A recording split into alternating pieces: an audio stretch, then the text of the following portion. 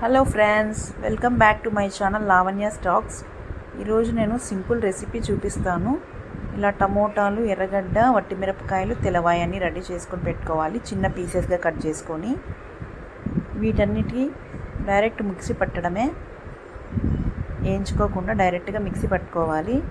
ఈ విధంగా వట్టిమిరపకాయలు అనేది ఫస్ట్ యాడ్ చేసుకోండి. తర్వాత టమోటాలు ఒక 4-5 టమోటాస్ చిన్న పీసెస్గా కట్ చేసుకొని వేసుకోండి. ఉల్లిపాయలు కూడా అంతే, పొట్టు తీసేసుకొని ఇలాగ మీడియంగా కట్ చేసుకొని పెట్టుకోండి ముందే. అవి కూడా యాడ్ చేయండి. నెక్స్ట్ ఒక 2 ఆనియన్స్ తీసుకున్నానండి నేను. మీకు కావాల్సినంత యాడ్ చేసుకోండి. అండ్ ఉల్లిపాయలు కూడా వేసేసుకున్నాను. తర్వాత వెల్లుల్లి పొట్టు తీసేసుకొని ఒక 4-5 రెబ్బలు వేసుకోండి. కావలసినంత సాల్ట్ యాడ్ చేసుకోండి మీ టేస్ట్కి తగ్గట్టు. తర్వాత ఇలా మిక్సీ పట్టుకోవాలి. ఇదంతా వితౌట్ ఫ్రై కాబట్టి పచ్చిగా వాసన ఉంటుంది.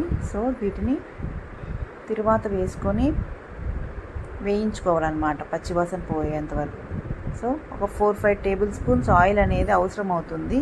అది కొంచెం నూనెలో మగ్గాలి కాబట్టి. సో నేను ఇక్కడ ఒక చిన్న బాండ్లీ తీసుకొని అందులో ఒక 5 టేబుల్ స్పూన్స్ ఆయిల్ వేసాను. తర్వాత ఆవాలు, తర్వాత కొంచెం శనగవేళ్ళు, ఉద్దిబేడలు కూడా కొద్దిగా యాడ్ చేసుకోండి. ఒక 2 ఎండుమిర్చీలు, కరివేపాకు ఉంటే కరివేపాకు కూడా వేసుకోండి. ఇలా వేగిన తర్వాత ఆ మిక్సీ పట్టిన పేస్ట్ అంతా దీంట్లోకి వేసేసుకొని కలిదిప్పుకోండి. ఒక 5 మినిట్స్ సిమ్లో పెట్టుకొని ఉడికించుకోండి. ఇలా చేసుకుంటే దోశలేకైనా ఇడ్లీలకైనా చాలా బాగుంటుంది ఫ్రెండ్స్. మేము ఈరోజు పల్లీ చట్నీ, టమోటా, ఉల్లిపాయ, కారం చేసుకున్నాము. సో ఇంకా దోశలు వేడివేడిగా వేసుకొని తినడమే.